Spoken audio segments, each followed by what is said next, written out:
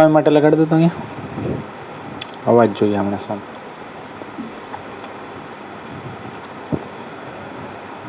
જય સ્વામિનારાયણ. જય સ્વામિનારાયણ. સરસ. હા, કયો શું આવ્યું હતું 27ના પહેલા ભાગની અંદર? કયો મયંક ભગત શું આવ્યું હતું? પાર્ટ 1 પ્રથમનું 27મું વચનામૃત. તમે સરસ મજાનું મંતવ્ય લખ્યું છે, પણ મંતવ્ય લખ્યું છે એ મંતવ્ય શું છે એ તો મને કયો. ભગવાનમાં અખંડ વૃત્તિ રાખવી છે. સંતના હૃદયમાં ખાલી ભગવાન અખંડ નિવાસ કરીને રહે છે એવું છે? એમાં ભગવાન અખંડ નિવાસ કરીને રહે એવી સમજણનો, એમાં સંત કે હરિભગતનું ઓલું છે જ નહીં. જેની સમજણ આવી હોય, કેવી સમજણ હોય, શું સમજણની વાત છે એમાં? એ વચનમાં શું સમજણ, સાર શું કર્યો આપણે પહેલા પાઠનો? કરતા હરતા ભગવાન છે. જે કાંઈ થાય છે એ કોના લીધે થાય છે? મને મળ્યા જે ભગવાન એ વતે બધું થાય છે. ક્યાં ભગવાન મળ્યા છે આપણને? હા, બધાએ લખ્યું ને ન્યૂટનનો પ્રસંગ. તો ન્યૂટનનો પ્રસંગ એમને બેઠે બેઠો જવા દીધો છે. મને એક જણા કયો તો ન્યૂટનનો પ્રસંગ, ન્યૂટનનો શું પ્રસંગ હતો? બધાએ લખ્યું ન્યૂટનનો પ્રસંગ, બધાએ લખ્યું છે એવું. એટલે મેં જોયું આ પોપટની જેમ. એક મિનિટ, તમને ન્યૂટનનો પ્રસંગ કયો તમે લખ્યો છે? આ ન્યૂટનનો પ્રસંગ શું છે? ન્યૂટનનો પ્રસંગ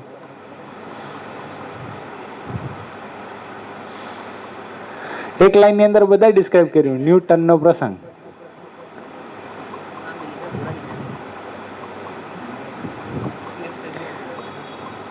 કયો નિશિત ભગત?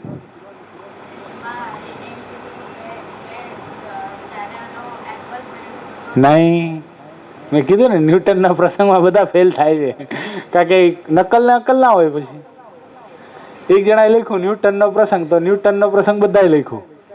કૃષ્ણા કયો ન્યૂટનનો પ્રસંગ તમે લખ્યું છે? ન્યૂટનનો પ્રસંગ શું આવ્યો હતો? 2-3 નહીં, એક જ હતો. ન્યૂટનનો એક જ હતો.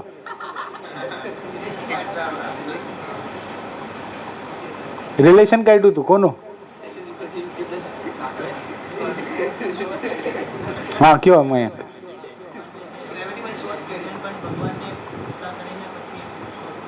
નહીં. When I see the simple mechanics of the thumb, હવે યાદ આવ્યું? ખાલી આ અંગૂઠામાં જોઉં છું એક્સેલન્સ ઓફ ધ ક્રિએટર. નતું કીધું આપણે? ભગવાન ખાલી આ અંગૂઠાનું આપણે જોઈએ છે આશ્ચર્ય, તો આપણને એમ થાય છે કે આનો રચનારો કેટલો મહાન હશે, કેવી રીતે રચના કરી હશે. એટલી સરસ બધી વાતો છે. એટલે યાદ રાખવાનું, ખાલી બેઠે બેઠું નહીં. આમાં મયંક ભગત કેવું લખ્યું? અર્જુનનો રામાયણનો પ્રસંગ. અર્જુનને રામાયણને કઈ સંબંધ ખરો ભાઈ? વાંચો તમે લખ્યું છે અર્જુનનો રામાયણનો પ્રસંગ કેવી રીતે થાય? અર્જુન શેમાં થયા? મહાભારતમાં. એટલે મંતવ્ય લખો, પણ પછી જરા સારું છે, ટ્રાય કરી, કોઈ સારી વાત. બીજું હજી એક લખ્યું છે ભીષ્મ પિતામહનો પ્રસંગ. યાદ છે બધાને? રામકૃષ્ણ પરમહંસનો પ્રસંગ આ બધાએ લખ્યો છે. રામકૃષ્ણ પરમહંસનો શું પ્રસંગ હતો નિશિત ભગત? તમે લખ્યું છે रामकृष्ण परमहंस नो प्रसंग? वो समझ जाता है ऐसा ऐसा कॉपी हम ऐसा दिखाते हैं लोग कि मैंने कॉपी नहीं किया, ऐसा समझाने का कोशिश करते हैं मुझको, लेकिन वो समझ तो जाता है ना. थोड़ा उसको दूसरे का देख के फिर थोड़ा उसको फेरफार करके लिखा सबने. एक्चुअल वाई बोलू वचनामृत સાંભળ્યું કોણે ફરી વાર? ઈ કયો હાલો નિષ્કપટ ભાવે. તો પછી તો કેવી રીતે મંતવ્ય લખ્યો હો તમે? હા, યાદ હોય એ લખો બરાબર છે, પણ તો યાદ હોય તો અહીંયા પાછો યાદ આવવું જોઈએ ને. શું હતું રામકૃષ્ણ પરમહંસમાં? બોલો. રામકૃષ્ણ પરમહંસ સભા કરીને બેઠા હતા, ત્યારે એક વ્યક્તિ આવ્યો અને કીધું ભગવાનનો સરસ દ્રોહ કર્યો કે આ ભગવાન. ઓકે, શું હતું રામકૃષ્ણ પરમહંસનો પ્રસંગ? મયંક ભગત ત્યારે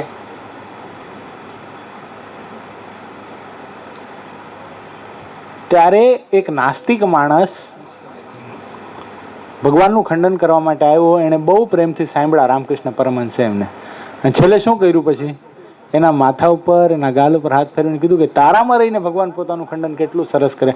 એનો મતલબ શું? આપણે જો દ્રષ્ટાંતો યાદ ન રહે તો ચાલશે, પણ એનો સિદ્ધાંત યાદ રાખો. જે પ્રિન્સિપલ શું છે આ વચનમાં, તો પ્રિન્સિપલ શું આવે છે કે કરતા હરતા ભગવાન છે. સમજાય છે? કરતા હરતા ભગવાન છે, આ પ્રિન્સિપલ આવે છે. તમે વિચાર કરો, આપણી ઈચ્છા પ્રમાણે ભગવાનને, ઘણા નાસ્તિક લોકો શું કે ખબર છે, જેને ભગવાનમાં માનતા નથી, એ કે આ બધું ઓટોમેટિકલી ચાલે છે, બધું ઓટોમેટિકલી ચાલે છે. જીવ છે એ જેને જેવું શરીર પ્રાપ્ત થાય છે એ એન્વાયરમેન્ટને એડજસ્ટ થવા માટે એને એવી બધી સિસ્ટમ ગોઠવાઈ જાય છે. તમે એક વાત મને કહો, તમને કદાચ આપણને આમાંથી કોકને ટોયલેટ લાગી હોય અને આપણે કદાચ ઘર સભામાં પેલી લાઈનમાં બેઠા હોઈએ, તો પછી ઊભા થઈને ટોયલેટ નથી જતા, તો એ કંટ્રોલ આપણે કરીએ છીએ? ભગવાને આપણને શક્તિ આપી છે કંટ્રોલ કરવાની? કરીએ છીએ ને? એ જો ઓટોમેટિક થઈ જાય તો? સંકલ્પ, આપણે સંકલ્પ કરી કે અત્યારે મારે નથી જવું, તો રોકાઈ જાય છે કે નહીં? ટોયલેટ કે લેટ્રિન જે છે એ જો ઓટોમેટિક ભગવાન કરી નાખે તો? અને ઘણા ઓટોમેટિકના ઘણાના થઈ જાય છે બિચારાને, તો પછી એને કેટલી સર્જરી કરાવવી પડે છે, તોય પણ જેવું પહેલા હોય એવું થતું નથી. એનું કારણ શું? આ ભગવાને આપેલું છે બધું. આ શક્તિ કોણે આપેલી છે? ભગવાને આપી છે. આ નાકમાં કેવું ઓઇલ રાખ્યું ભગવાને, જોયું તમે? આ જે ફ્લુઇડ છે એ એક પ્રકારનું ઓઇલ જ છે. આમાં કચરો, નાના નાના જે ઝીણા રજકણ હોય એ અંદર જાતા નથી. બહુ મોટું ફસાણું હોય તો આ જ શીકરને બહાર. આ કોણ કરાવે છે આ બધું? આ ભગવાન જ કરાવે છે. સમજો. બહુ સરસ એક પ્રસંગ. કવિ દલપતરામજીને ઓળખો ને? કોણ છે દલપતરામજી? ખબર? દલપતરામ કવિ કોણ? સરસ. હરિલામૃતનું ગ્રંથ જેણે વિહારીલાલજી મહારાજે આખો એ ગ્રંથ એનું સંશોધન કર્યું, બધા ચરિત્ર લઈ આવ્યા. પણ આજે જે કાવ્યમાં જે પ્રાસ બેસાડ્યો ને, જે સ્વામી નારાયણ નામ લેશે, આપેલું લેશે આવ્યું, તેના બધા પાતક બાળી દેશે. આજે જે રાઇમિંગ કર્યું ને, એ કવિત્વ ભાષામાં જે કર્યું છે એ કવિ દલપતરામે કર્યું છે. કેટલું તમે વિચાર કરો, એક એક ઉપદેશ આપ્યો.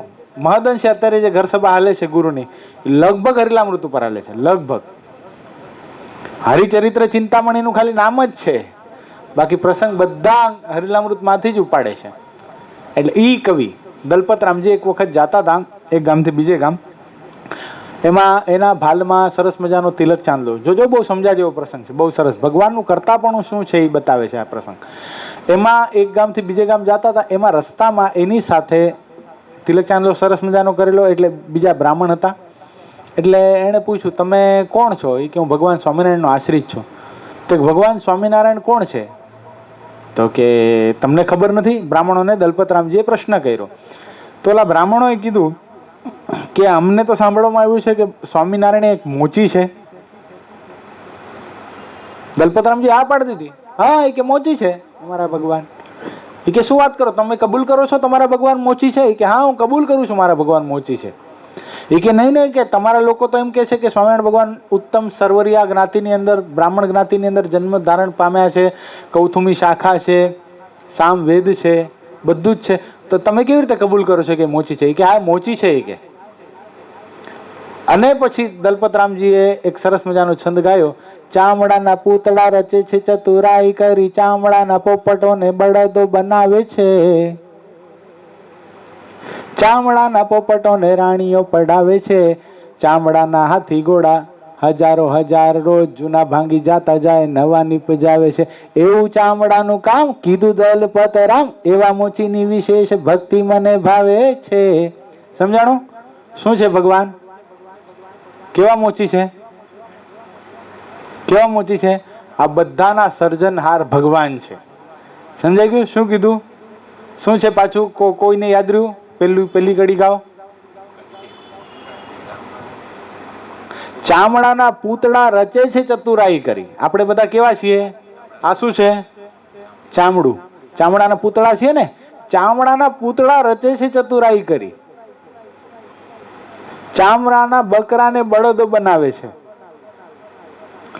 ચામડાના હાથી ઘોડા જૂના હજારો રોજ જૂના ભાંગી જાતા જાય, નવા નીપજાવે છે.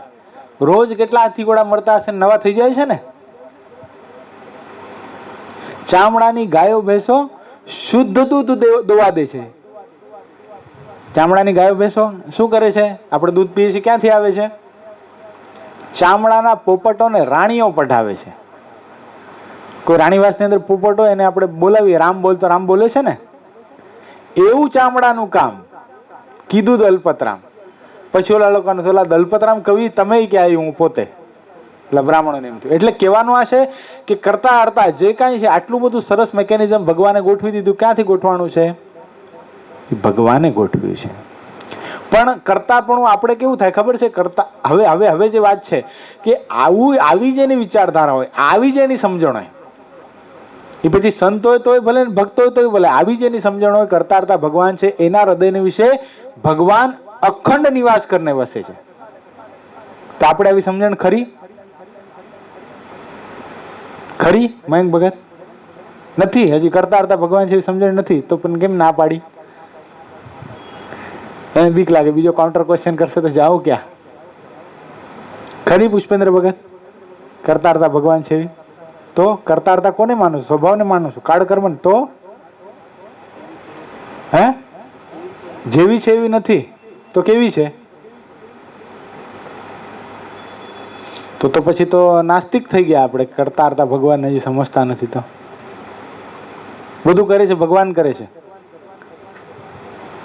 નથી કરતા. તો પછી મારા માટે નથી કરતા. તો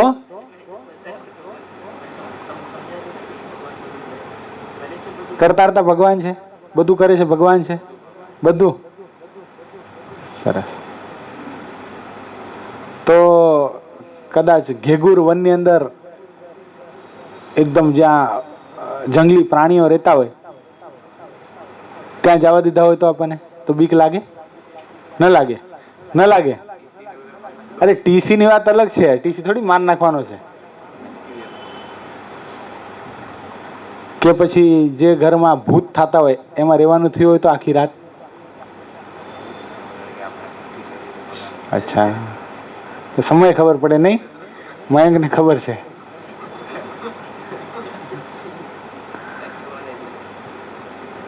અરે ઘણાને ઉપર ટેરેસ ઉપરથી નીચે ધર્મશાળામાં કંઈક લેવા જવું હોય ને તો એ કે હાલો ને જરાક સાથે. ઘણાને અનુભવ હશે. કેનાર બી અહીંયા બેઠા છે ને જનાર બી બેઠા છે. કે અહીંયાથી ટેરેસ ઉપર જવું હોય, લાઇટો બંધ હોય તો કે હાલો ને જરાક સાથે. તો કરતા હરતા ભગવાનને એટલા સમજતા નથી. કા અખંડાનંદ સ્વામી હાલ્યા જતા હતા, 4 વાઘ સામે મળ્યા. શું સમજ્યા અખંડાનંદ સ્વામી? કે આમાં કરતા પણ જો આ શું કરી લેવાના મને? એટલે આવી જેની સમજણ હોય, શુદ્ધ સમજણ, એના હૃદયની અંદર ભગવાન અખંડ નિવાસ કરીને વસે છે. જો એક દ્રષ્ટાંત આપું. તમે બધા ઇલેક્ટ્રોનિક ગેજેટ વાપરેલા છે, રાઈટ? બરાબર છે. હવે ફોર એક્ઝામ્પલ આ પુષ્પેન્દ્ર જે કેશિયો વગાડે છે એમાં બેટરીનો ઓપ્શન છે? પાછળ બેટરી નાખી શકે ને? બેટરી નાખી શકે ને ડીસી એડેપ્ટરથી એ ચાલે છે, રાઈટ? તો ફોર એક્ઝામ્પલ બેટરી નાખેલી છે ને વગાડે છે અને ક્યાંક એવી જગ્યાએ પહોંચ્યા જ્યાં પ્લગ છે 110 વોલ્ટનો અને ત્યાં એ પ્લગમાં ડીસી એડેપ્ટર કનેક્ટ કરી અને પોતાના કેશિયો કે પિયાનો અંદર ચલાવે છે. તો પછી અંદર બેટરીનો પાવર કામ કરે કે ડીસી એડેપ્ટરનો? એડેપ્ટરનો કામ કરે. બેટરીનો પાવર બંધ થઈ જાય. સમજાય છે ભાઈ? રાઈટ? તમારા મેકેનિક્સ પ્રમાણે આ રાઈટ છે? બરાબર છે. આવી જ રીતે જ્યાં સુધી આપણે ભગવાનને કરતા નથી સમજતા, સમજો ભગવાનનું કરતા પણ ડીસી એડેપ્ટર છે. આપણે શું કર્યું છે? આપણે છેડો દઈ રાખ્યો છે પણ શું નથી કર્યું? સ્વિચ ઓન નથી કરી હજી. એટલા માટે હજી બેટરી જે છે, કાળ છે, કર્મ છે, માયા છે, પ્રારબ્ધ છે, એ બધી બેટરી આપણા જીવનની અંદર કામ કરી રહી છે. જ્યાં એ સ્વિચ ઓન કરી નાખો, ખાલી ભગવાનની સાથે છેડો, જે કાંઈ થાય છે. મારા ભગવાન આપણે ગાઈ નાખીએ છીએ. 3:30 વાગે આવો છો મયંક ભગત, ત્યારે ગાવ છો ને, મારી મરજી વિના રે કોઈથી તરણું નવ તોડાય. આપણે ગાઈએ છીએ કે નહીં બધા? પણ આ જીવનમાં કેટલું અમલીકરણ થયું? આટલું જો જીવનમાં અમલીકરણ થઈ જાય તો શું થાય છે? બસ ભગવાન અખંડ નિવાસ કરીને રહે છે. મૂળ મુદ્દો સમજાય છે તમને? ભગવાન કેમ અખંડ નિવાસ? હવે એમ નહીં લખતા હો ખાલી કે એડેપ્ટરનો પ્રસંગ. તમે સિદ્ધાંતને સમજો.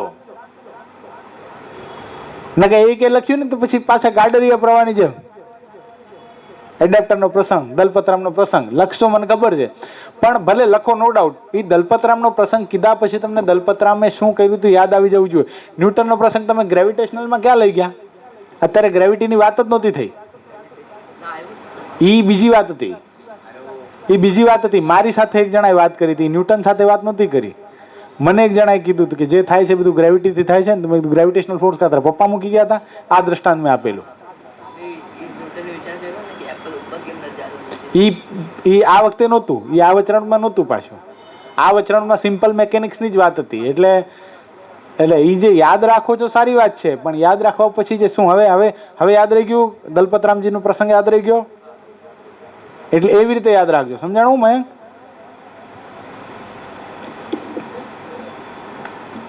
આપણે સભા વાંચીએ પછી આગળ વચનામૃતની અંદર મહારાજ શું, હજી બહુ સરસ છે આ વચનામૃત. સંવત 1876 પોષ સુધી દ્વાદશીને દિવસ શ્રીજી મહારાજ દિવસ ઉગ્યા પહેલા ગરડામાંથી દાદા ખાચરના દરબારમાં પરમસિંહ જાયગાની વિશે પધાર્યા હતા. માથે ધોળો ફેંટો બાંધ્યો હતો, ધોળો ચોફાડ ઓઢ્યો હતો અને ધોળો ખેસ પહેર્યો હતો, અને ઓટા ઉપર આથમણું મુખારવિંદ રાખીને બિરાજમાન હતા, અને પોતાના મુખારવિંદની આગળ પરમહંસ તથા દેશ દેશના હરિભક્તની સભા ભરીને બેઠી હતી. અને વળી જે એમ સમજતો હોય કે ચાહે કોઈ મારા ઉપર ધૂળ નાખો અને ચાહે કોઈ ગમે એવું અપમાન કરો, ચાહે કોઈ હાથીએ બેસાડો અને ચાહે કોઈ નાકકાન કાપીને ગધેડે બેસાડો, તેમાં મારે સંભાવ છે, તથા જેને રૂપવાન એવી યુવાન સ્ત્રી અને કુરૂપવાન એવી વૃદ્ધ સ્ત્રી તેને વિશે તુલ્ય ભાવ રહે, તથા સુવર્ણનો ઢગલો તથા પથ્થરનો ઢગલો એ બેયને તુલ્ય જાણે, એવી જાતનું જ્ઞાન ભક્તિ વૈરાગ્યાદિક અનંત શુભગુણ યુક્ત એવો જે ભક્ત હોય તેના હૃદયમાં અખંડ ભગવાન નિવાસ કરીને વસે છે. સાંભળ્યું મયંક? શું શબ્દ વાપરો અહીંયા? ભક્ત શબ્દ. બરાબર છે. એટલે ખાલી સાધુએ પોતાના હૃદય વિશે ભગવાનને અખંડ નિવાસ કરાવવાની એવી વાત નથી. પ્રત્યેક જીવાત્મા પ્રત્યેક ભગવાનનો ભક્ત છે. એ જો આવી સમજણ રાખે, કેવી સમજણ? શું સમજણ શું રાખવાની છે? આગળ બતાવી. શું સમજણ છે? પેલી સમજણ શું બતાવી આપણે? ગયા આખા વચનામૃતમાં ને અત્યારે આખા વચનામૃતમાં જે આપણે સમજીએ છીએ સ્ટાર્ટમાં, શું સમજીએ છીએ? કરતા હરતા ભગવાન છે. આવી સમજણ વાળાના હૃદયની વિશે ભગવાન, પછી એની સ્થિતિ થાય છે. સમજાણું? જે પુષ્પેન્દ્ર ભગત તમે કહો છો ને, ચાહે કોઈ મારા પર ધૂળ નાખે, આવું સમજ્યા પછી એની સ્થિતિ એવી થાય છે. જો 3 પ્રકારના વ્યક્તિ જીવનની અંદર આ સંસારની અંદર છે. 3 પ્રકારના. કયા 3 પ્રકારના? એક તો સુખે કરીને સુખી થાય, દુખે કરીને દુખી થાય. આ નોર્મલ કેટેગરીની અંદર આવ્યા. બીજા થોડાક વૈરાગી હોય, સુખે કરીને સુખી ન થાય, દુખે કરીને દુખી ન થાય. ઘણા એવા પણ હોય કે જેને સુખ પડે તો દુઃખ થઈ જાય. નહીં, ઉત્તમ પંચમી છે ને ઉદાસ થકા ભોગવે છે ઘણા, અને દુઃખ આવે ત્યારે એને સારું થાય કે નહીં ભગવાન મારી પરીક્ષા લે છે. જેમ જેમ ભગવાન કસણીમાં લે તેમ તેમ રાજી થાય. એવા પ્રકારના ભક્તો. અને ત્રીજા પ્રકારના એવા ભક્તો છે જેને સુખમાંય સમભાવ છે ને દુઃખમાંય સમભાવ છે. એટલે સમજાણું? એક સામાન્ય જીવાત્મા છે, બીજા વૈરાગી જીવાત્મા છે, અને ત્રીજો વિતરાગી જીવાત્મા છે. હવે થોડુંક આમાં સમજવા જેવું છે, થોડુંક ઊંડા ઉતરજો. સામાન્ય જીવાત્મા તો કઈ સમજાવવાની જરૂર નથી. કદાચ કોકને 5 કરોડની લોટરી લાગે ને આનંદ થઈ જાય, એ તો સામાન્ય વાત છે, નોર્મલ સર્કમસ્ટાન્સીસ. પણ હવે જોજો, હવે સમજો. નિષ્કુળાનંદ સ્વામી વડોદરાની અંદર ગયા, સદગુરુ નિષ્કુળાનંદ સ્વામી વડોદરાની અંદર ગયા અને દૂધપાકની રસોઈ આવી. સ્વામીએ શું કર્યું? ભાગવાની વાત તો પછી થઈ, પેલા શું કર્યું? હા, રડવા લાગ્યા. બીજા નંબરમાં પોતાની જોડી ઉપાડીને ગોપાલ સ્વામી પાસે ગયા અને ગોપાલ સ્વામીને કીધું કે દોકડા ભારની ઉંદરડી, એમાં આખા મણનું વજન નાખો, એની ઉપર આખા મણનું વજન મૂકો તો વિચારો, એટલે ઉંદરડામાંથી આખા મણનું વજન એટલે 20 કિલો વજન ઉંદર ઉપર નાખી દો તો શું થાય? મરી જાય ને, કચડાઈ જાય ને. એમાં વિષય છે, પંચ વિષય છે, એનો વજન મારા ઉપર નાખો તો કેમ જીવી શકીશ સ્વામી? કાંઈક દયા કરો. પછી શું કર્યું? પછી સદગુરુ ગોપાલ સ્વામી શું કર્યું? બધો દૂધપાક શું કર્યો? ઢોળી નાખ્યો. તો સદગુરુ નિષ્કુળાનંદ સ્વામી કોણ છે? વૈરાગી મહાપુરુષ છે. જ્યારે સદગુરુ ગોપાલ સ્વામી એને દૂધ પાક આવે તોય ભલે, પેંડો આવે તોય ભલે, ને સૂકો બાજરાનો 4 દિવસનો ટાઢો રોટલો આવે તોય ભલે, એને કાંઈ ફરક પડતો નથી. સુખમાંય સંભાવ, દુઃખમાંય સંભાવ. એ કેવા છે? એ વિતરાગી. એક સ્ટેપ એનાથી ઉપર. હવે સમજાણું? આ વિતરાગી મહાપુરુષ. એટલે અહીંયા મહારાજ એ વાત બતાવે છે કે કોઈ ચાહે મારા ઉપર ધૂળ નાખો, કોઈ ચાહે મને હાથીએ બેસાડો અથવા તો ગધેડે બેસાડો. એક વાત સમજાય જેવી છે. મૂળી અને જામનગર વિસ્તારની અંદર જ્યારે સત્સંગ કરાવવા જવાનું થયું ત્યારે મહારાજે પૂછ્યું સભાની અંદર કે મૂળી ને જામનગર વિસ્તારની અંદર સભા એટલે સત્સંગ કરાવવા જવાનું છે, સત્સંગ નથી તો કોણ જશે? ત્યારે એક ડાયા સાધુએ કીધું કે મહારાજ, મૂળી અને જામનગર વિસ્તાર એ બહુ ભણેલા લોકો, તે વખતેથી ભણેલા હતા, બહુ ભણેલા અને સારા વિદ્વાન લોકો ત્યાં રહે છે, બ્રાહ્મણોની વસ્તી વધારે, તો ત્યાં બ્રહ્માનંદ સ્વામી જેવા વિદ્વાન પંડિત, પિંગલ ભાષાના ભણેલા સહસ્ત્રાવધાની પુરુષ, એને મોકલો ને તો સત્સંગ થાય. ત્યારે મહારાજ શું બોલ્યા ખબર છે? મહારાજ શું બોલ્યા? એ કે ત્યાં ભણેલાનું શું કામ છે? જેનું વર્તન વાતો કરે ને એવા સારા સીધા સાધા સાધુને મોકલો, એનું કામ છે. તો એનો મતલબ શું થાય? એનો મતલબ શું થાય? નહીં, એનો મતલબ શું થાય? કે બ્રહ્માના સમયમાં શું વર્તન નહોતું? દાખલા તરીકે અત્યારે કીધું હોય બરાબર છે કે હાલો જ્યાં સંતો નથી રહેતા એવા વિસ્તારની અંદર ક્યાંક ગુજરાત કે ખેડેગાંવની અંદર જઈ અને સત્સંગ કરાવવાની વાત હોય અને કોઈક સભામાંથી ગુરુ વાત કરતા હોય, ગુરુને કોઈક કે ઉમંગ વેદ કથા વાર્તા સારી કરે તો એને મોકલો, બરાબર છે? તો ગુરુ કદાચ એમ બેઠા બેઠા એમ કે એને શું મોકલે, કે એના કરતા દિનેશ ભગતને મોકલો. તો મારે શું સમજવાનું? મોઢું પડી જાય કે ન પડી જાય? આ પ્રેક્ટિકલ દ્રષ્ટાંત આપીએ એટલે સમજ પડે. એનો મતલબ શું થાય કે બ્રહ્માનંદ સ્વામી શું વર્તન નહોતું? હતું જ, પણ ઈ કોકના વખાણે કરીને આનંદ નહોતા પામી જતા અને કોક ખંડન કરે.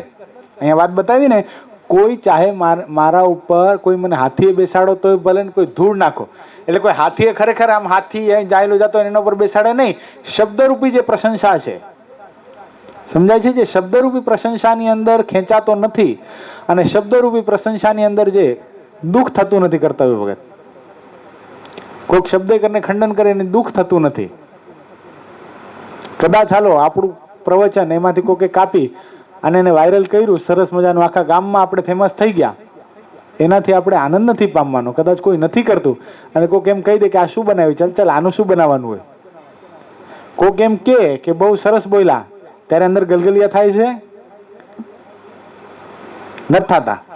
નહીં નથી થતા, જરાય નથી થતા. જો એકદમ નિષ્કપટ ભાવે બોલવાનું. હા, કોક કદાચ આપણું આજે નાનું એવું સ્ટેટસમાં રાખવાનું ઓલું બનાવ્યું આપણે, બરાબર છે? સાંભળ્યું? તમે સાંભળ્યું તો હશે ને, કે નથી સાંભળ્યું? અરે વાહ, કિतना सफेद झूठ, लेकिन ऐसा देखा, हाँ ऐसा देखा है, लेकिन ऐसा नहीं देखा है. तो कैसा नहीं देखा? તો ઈ હવે પછી કોક એમ કહી દે આપણને કે બહુ સરસ બનાવ્યું, તો આનંદ થાય છે. પૂજ્ય સ્વામી પધાર્યા, જોરદાર તાળીઓનાથી પૂજ્ય સ્વામીને વધાવશો. હવે ઈની વાત કોઈ આપણને કે શું આ બનાવ્યું છે, આ કઈ મતલબ છે, આનું શું બનાવવાનું હોય, માથે ચડી જાય, આવું બધું થાય, ત્યાં દુઃખ થાય છે? દુઃખ કદાચ ન થાય, પણ એ વ્યક્તિ જેને આપણું ખંડન કરીને સાથે ઘૃણા તો 100% થાય. આજ મને આગળ વધવાનું દેતો થાય ને. એટલે ઈ અહીંયા મહારાજ ઈ વાત બતાવે. તો શું બ્રહ્માનંદ સ્વામીની મહારાજની સ્થિતિ ખબર નહોતી? લાડુબાજી ઉબાને સત્સંગ કરાવવા માટે શ્રીરંગદાસજીને મોકલે અને શ્રીરંગ બનીને પાછા આવે, તો એ બ્રહ્માનંદ સ્વામીની શક્તિ શ્રીજી મહારાજને ખબર નહોતી? તો કેમ એમ કહી દીધું કે ત્યાં બ્રહ્માનંદ સ્વામી ન ચાલે, કોઈક વર્તનવાળા સાધુને મોકલે? તો શું બ્રહ્માનંદ સ્વામી વર્તન નહોતું? વર્તન હતું જ, પણ અહીંયા મહારાજ બતાવે છે કે અમારા બ્રહ્માનંદ સ્વામીને શબ્દથી આનંદ નથી. મોઢું મરડાઈ જાય આવા વાત માટે. કોઈ એમ કે આની જરૂર નથી, આના કરતા ઓલાને મોકલો, એનું વર્તન સારું છે. તો બ્રહ્માનંદ સ્વામીમાં વર્તન પણ હતું અને જીવન પણ હતું અને વિદ્વાન પણ હતા, તો પણ મહારાજે આવું કીધું. એટલે અહીંયા મહારાજ જે બતાવે છે, કોઈ મારા ઉપર ધૂળ નાખો, કોઈ હાથીએ બેસાડો, કોઈ ગધેડે બેસાડો, મારે સંભાવ છે.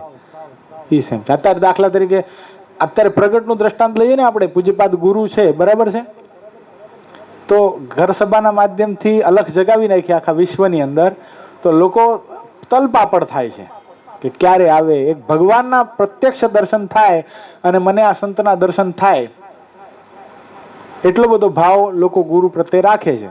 હમણાં ખંભાતના વિશે ઘર સભા હતી ત્યારે જ્યાં ઉતારો હતો ને એ મારા સંબંધી હતા, તો એ માંડ કરીને ઉતારો કરાવ્યો. ગુરુએ ના જ પાડી દીધી કે અમે વિદ્યાનગર રહીશું અને ખંભાત ખાલી રાતે ઘર સભા કરવા માટે જશું. 4 દિવસ સુધી હરિભગતે સતત મને ફોન કર્યો. મેં 4 દિવસ ગુરુને વિનંતી કરી, ગુરુ ભગતનો બહુ ભાવ છે, તમે જાઓ.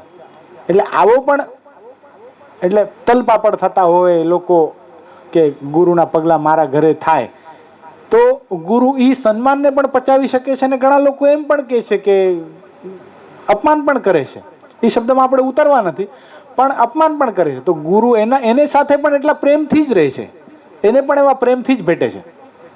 તમને ખબર છે, મારો પરમ મિત્ર છે મોહિત વગાસિયા, બરાબર, સ્વામી સારી રીતે ઓળખે. તો હવે વસ્તુ આ બધી ઘટના ઘટી, તો એમાં પછી સામે બાજુ જતો રહ્યો. એમાં વાત એવી બની કે પછી મારી સાથે વાત કરતા એને ગુરુ વિશે ઘણું બધું કીધું. તો ગુરુનો ફોન મારા ઉપર આવ્યો ત્યારે મેં ગુરુને વાત કરી. ગુરુ મને કે જોજો ગુરુની સાધુતાય તમે જોજો. ગુરુને મેં કીધું, ગુરુ આવી બધી વાતો કરે છે, મેં ઘણો સમજાવવાનો પ્રયત્ન કર્યો. ગુરુએ મને શું કીધું ખબર છે કે ઠાકોરજીને આપણા ઉપર કેટલી બધી કૃપા છે, એ મારા માટે શું વિચારે છે એ બધું જાણ્યા પછી પણ મારા હૃદયને વિશે એના માટે આટલો પણ કુભાવ થતો નથી. અને તું એક કામ કરજે, મને જે નિયમ આપ્યો તમને કહું, મને ગુરુએ કીધું તું એક કામ કરજે, તને એની સાથે બહુ હેત છે ને, તો એક કામ કરજે, તારી પૂજામાં રોજ તું એક માળા ફેરવજે એના માટે કે ભગવાન એ આપણી બાજુ આવતો રહે એના માટે નહીં, પણ ઠાકોરજી એને સાચા માર્ગે લઈ જાય. સમજો આ વાત આપણે હાલો બ્રહ્માનંદ સ્વામીની સમજ્યા, બીજા કોકની સમજ્યા, પણ આપણને પ્રગટ આવા સંત મળ્યા છે જેને કોઈ હાથીએ બેસાડે, એટલે હાથીએ એટલે શબ્દરૂપી હાથીએ બેસાડે, શબ્દરૂપી કોઈ એનું સન્માન કરે અને શબ્દરૂપી કોઈ અપમાન કરે ને એના માટે એને સંભાવ છે. આવા ભગવાનના એકાંતિક સંત છે, એવા ભગવાનના ભક્ત છે, એને વિશે ભગવાન અખંડ નિવાસ કરીને વસે છે. પછી તે ભક્ત તે ભગવાનના પ્રતાપે કરીને અનંત પ્રકારના ઐશ્વર્યને પામે છે અને અનંત જીવના ઉદ્ધારને કરે છે. પછી ભક્તમાં એવી સામર્થ્ય, એવું સંતત્વ આવે છે. પૂજ્યપાદ ગુરુ નહીં, આપણે જ વાત કરી હતી, કર્તવ્ય ભગતે વાત કરી હતી ને, અંબાઈદાસ પટેલની વાત કરી હતી, બરાબર છે? એ ભૂલી ગયા અંબાઈદાસ પટેલ ક્યાં ગામના હતા? કેમ ઓલાની સામે પ્રવચન તમે કર્યું હતું? અંબાઈદાસ ક્યાં ગામમાં હતા? ચિખલોદ. તે અંબાઈદાસ પટેલ ચિખલોદ ગામમાં મહાનુભાવન સ્વામી અંબાઈદાસ પટેલને 7 લીમડાના બદલે 7 દીકરાઓ આપ્યા. તો એ તે વખતેની વાત નથી, આપણા મંદિરની અંદર અત્યારે જે મહારાજ રસોઈ બનાવે છે ને, આ ઠાકોરજીનો થાળ નથી થતો, આ જગત મહારાજ રસોઈ બનાવે છે, ત્યાં એક આંબો હતો. આપણા મંદિર થયું એની પહેલા. આંબાને કાપવાનું કોઈની જીવ ન ચાલે. સંતોને વ્યાપક સ્વામી હતા, પૂજ્ય વ્યાપક સ્વામી હતા, પ્રેમ સ્વામી હતા, દિવ્ય સ્વામી હતા, બધા. હવે જીવ ચાલે નહીં કે આંબો આટલો સરસ મજાનો કાપી કેમ નાખવો. પછી ગુરુ એ અર્ચામાં પધારેલા. ગુરુ કે સંતો મૂંઝાવ નહીં, આ આંબાને આપણે વર્તમાન ધારણ કરાવીએ અને આંબાને જીવને કોઈક ભગવાનના સારા ભક્તના ઘરે જન્મ ધારણ કરવાની આજ્ઞા કરું છું.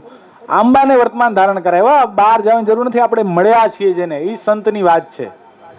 એ આંબાને વર્તમાન ધારણ કરાવ્યા અને આપણા જ ડોંબિવલીની અંદર એક શું નામ હતું, રાજુભાઈ, અત્યારે સુખ પર રહે છે, એમાંથી કોઈ ઓળખતા નહીં, કોઈ નહીં ઓળખતા. રાજુભાઈ કદાચ આર્યન નહીં ઓળખતા, દાદી નહીં લોકો ઓળખતા. તો એ સુખ પર રહેવા ગયા.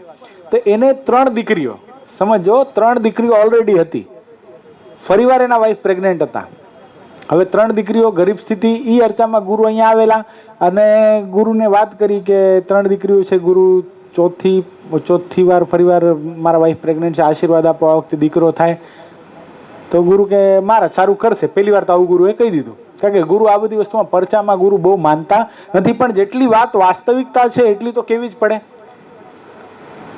તો અહીંયા આપણા ડૉક્ટર પુષ્કર પ્રધાન છે, ફડકે રોડ ઉપર, જાજો એટલે તમને ખબર, બહુ સારા ગાયનેકોલોજીસ્ટ છે, મોટા. હવે એની પાસે ગયા એટલે સ્વાભાવિક છે કે 3 મહિના જ્યારે પ્રેગ્નન્સીને થાય ને ત્યારે સોનોગ્રાફી કરાવવાનું કે બેબીનું અંદર સ્વાસ્થ્ય કેવું છે બધું એ જાણવા માટે. એટલે સોનોગ્રાફી કરાવી એટલે ડૉક્ટરે બોલાવીને કીધું કે આમાં તો સેક્સ ડિટેક્શન કરવાની અમને મનાઈ હોય છે, પણ તમને હું કહું છું, તમને ઓલરેડી 3 દીકરીઓ છે અને આ જે દીકરી છે ને એમાં થોડુંક તકલીફ જેવું છે, કોમ્પ્લિકેશન્સ છે. કે શું કોમ્પ્લિકેશનમાં એવું છે કે જે માં છે ને જે બાળક છે એની વચ્ચે જે નાળ હોય ને, નાળ, એ નાળની અંદર કેન્સરના સેલ છે. એટલે કાં તો બાળક બચશે ને કાં તો માં બચશે. તો હવે તમારે ડિસિઝન લેવાનું છે. તમારે ઓલરેડી 3 દીકરી છે ને આ પણ દીકરી જ છે. તમે જો કહેતા હો તો આ દીકરીને અત્યારે એબોર્ટ કરી નાખી, તમારી વાઈફ બચી જશે. આ વાત લઈને રાજુભાઈ ફરીવાર ગુરુ પાસે આવ્યા અને ગુરુને કીધું, ગુરુ આવી રીતે ડૉક્ટર કહે છે, મારે કરવું શું? અને તે વખતે ગુરુએ કીધું કે ડૉક્ટર થોડી ભગવાનનો દીકરો છે, અને ભગવાન સ્વામિનારાયણે વચનામૃતની અંદર ના પાડી છે કે ઝીણા એવા માકડ ચાચડ આદિકને પણ એની પણ હિંસા ન કરવી. તો એક નવજાત શિશુ એનું કેવી રીતે આપણે કહી છે કે ભગવાન સ્વામિનારાયણે દીકરીને દૂધ પીતી બંધ કરી, એટલે દીકરી જાણીને આપણે માર નાખી છે એનો મતલબ એવો છે ને, જો કદાચ દીકરો તો તમે શું સિલેક્ટ કરત? તો એ કે કાંઈ વાંધો નહીં, આપ જો કહો છો ને તો હું ડૉક્ટરને જઈને ના પાડ દઉં. ડૉક્ટરને જઈને કહી દીધું કે મારે અબોર્ટ કરાવવું નથી. ડૉક્ટર સમજાવ્યા બહુ, સમજો, તમે તમારી વાઈફના જાનથી હાથ ધોઈ નાખશો, આવું નહીં કરો. એ કે નહીં. એ કે પણ આજે 21મી સદીની અંદર તમે આટલા સુપરસ્ટિશિયનની અંદર કેમ માનો? આ સાધુ બાબાની વાતમાં માનો છો તમે? આ 21મી સદીમાં તમે જીવો છો, સાયન્સ અને ટેકનોલોજી આટલી આગળ વધી ગઈ, તમે કેમ આવું બધું સમજો? તોય પણ રાજુભાઈ મચક ના આપી. ગુરુ નિષ્ઠા કેવી હશે એ વ્યક્તિની? અને તે વખતે કઈ ગુરુની ઉંમર આટલી મોટી નહોતી હો. ગુરુ મહજ 35 વર્ષના હતા. કેટલા? Only 35 years. 5 થી 20 વર્ષ પહેલાની વાત કરું. તો એ માની ગયા કે નહીં. હવે પછી ડૉક્ટરે કીધું કાંઈ વાંધો નહીં. એણે એક લેટર ઉપર લખાવી કે હું ડૉક્ટર પુષ્કર પ્રધાન, મેં રાજુભાઈ ઠક્કરને સંપૂર્ણ રીતે એની જે પરિસ્થિતિ છે એની જાણ કરી હતી. હવે જે કોન્સિક્વન્સીસ થશે, આગળ જે પરિણામ આવશે એના રાજુભાઈ પોતે જવાબદાર રહેશે. આવું કરી અને સિગ્નેચર લઈ લીધી એ લેટર ઉપર ડૉક્ટરે. અને ડૉક્ટરે કીધું કાંઈ વાંધો નહીં, એક માનવતા તરીકે હું તમને કહીશ કે દર 3 મહિને સોનોગ્રાફી કરાવતા રહેજો. એટલે 5મે 6ઠે મહિને પાછું સોનોગ્રાફી થાય. ત્રીજા મહિને થાય, 5th મહિને થાય, 6ઠા મહિને થાય. 5મા મહિને ફરીવાર સોનોગ્રાફી કરાવી. કેન્સરના સેલ અતિશય વધી ગયા હતા, આખા શરીરમાં ફેલાઈ ગયા હતા. એ કે હું હજી કહું છું, હજી ચાન્સ છે, 60-40 ચાન્સ છે. 60% મરી જાય એવો ચાન્સ છે, 40% હજી બચાવી શકો એવો ચાન્સ છે, એબોર્ટ કરી નાખો. પાછા ગુરુ પાસે આવ્યા. ગુરુને કે હજી ડૉક્ટર કહે છે જો આપ કહેતા હો તો નહીં, કે ભગવાન બધું સારું કરશે, મને મારા ભગવાન સ્વામિનારાયણના શિક્ષાપત્રીના વચન ઉપર વિશ્વાસ છે. ગુરુ કે કાંઈ નહીં થાય. 6ઠા મહિનાની સોનોગ્રાફી, 80-20% કેન્સર સેલ એટલા બધા ફેલાઈ ગયા હતા કે હવે હું ધારું તોય બચાવી શકતો નથી. કદાચ ઓપરેશન કરાવો તો 20% બચવાનો ચાન્સ. એટલે હવે તમારા ગુરુને જ કયો બચાવે. 7મા મહિનાની સોનોગ્રાફી. હવે સમજવાની વસ્તુ છે. 7મા મહિનાની સોનોગ્રાફીની અંદર કેન્સરના સેલ પણ ગાયબ થઈ ગયા. કેન્સરના સેલ પણ ગાયબ થઈ ગયા અને દીકરી હતી ને જે માતાના ઉદરમાં, એ દીકરો થઈ ગયો. એ આજે પણ હરિકૃષ્ણ એનું નામ છે. આજે પણ એ સુપરની અંદર ઘણીવાર સરદારની શિબિરની અંદર આવે છે અને પ્રવચન કરે. આપણને મનમાં એમ થાય આ અક્ષરધામ મુક્ત છે સાક્ષાત. તો આ કોના લીધે થયું? આવું ઐશ્વર્ય ક્યાંથી આવ્યું? ઉપરની સમજણ બતાવી. એમ શું સમજણ હતી? હવે પાછું બોલો તો શું સમજણની વાત આપણે જોતા હતા? ભગવાનને કરતા હતા. જે કાંઈ થાય છે એ કોના લીધે થાય છે? મારા ભગવાનને લઈને થાય છે. એટલે એવી વાત આ વચનામૃતમાં થાય છે. અધૂરું આપણે આગળ સમજશું. પછી અત્યારે પૂજ્ય સ્વામી પધાર્યા તો વિશેષ પૂજ્ય સ્વામીનો આપણે લાભ લેશું. અને પૂજ્ય સ્વામી આજે આપણને થોડીક આ વચનામૃત ઉપર પણ થોડું ચિંતન કરાવશે. અને વિશેષ ગઈ વખતે કેવું આપણને મજા કરાવી હતી સ્વામીએ? આનંદ આવ્યો હતો ને? વચનામૃત જ્ઞાનની સાથે ગમ્મત, 2 ટીમ પાડીને સરસ અમે રમ્યા હતા. કર્તવ્ય ભગત તમે મિસ કર્યું. એટલે પૂજ્ય સ્વામી આપણને વિશેષ આપણને રમતા રમતા પણ આપણા મનમાં વચનામૃત ઉગી નિસરે. કારણ કે પૂજ્ય સ્વામીએ ગુરુની આજ્ઞાથી વચનામૃતને સિદ્ધ કર્યું છે. વચનામૃત ની ઉપર આપણે તો ખાલી બોલી જાણીએ, પણ સંતો છે એ અનુભવ જ્ઞાન પીરસી શકતા હોય છે. અને જે ગુરુની આપણે વાત કરતા હતા, જે મહિમાની વાત કરતા હતા, એ કેટલો બધો હૃદયમાં પૂજ્ય સ્વામીએ ઉતાર્યો હશે. ત્યારે એ ગુરુ માટે એણે સંસાર છોડી દીધો ને. એટલો મહિમા આપણે હજી વાચ્યાર્થ છે. આપણે સંસાર છોડી નથી શક્યા, પણ એણે પૂજ્ય સ્વામીએ એ વસ્તુ કરી બતાવી. આ બધા તો છોડવાનું, મારી વાત કરું છું. આ બધા છોડી દેવાના છે. હા, મયંક છે, યશ છે, હેમ છે, આ બધા તો અંગૂઠા પકડીને ગુરુના અંગૂઠા પકડીને સોગંદો ખાધા છે નહીં? કારણ જો કર્તવ્ય ને એ બે ભાઈ બહેન સાધુ થવાના છે. હા, બે ભાઈ બહેન. કર્તવ્ય પોતે સાધુ થવાની, બેન સાંખ્યોગી થવાની, અને ભાર્ગવ રાવરિયા શેઠ બનવાનો છે. બે બાજુથી વિકેટ પડે છે, ભાર્ગવ અકેલા બોસ બન જાય. તો એ શબ્દોની સાથે પૂજ્યપાદ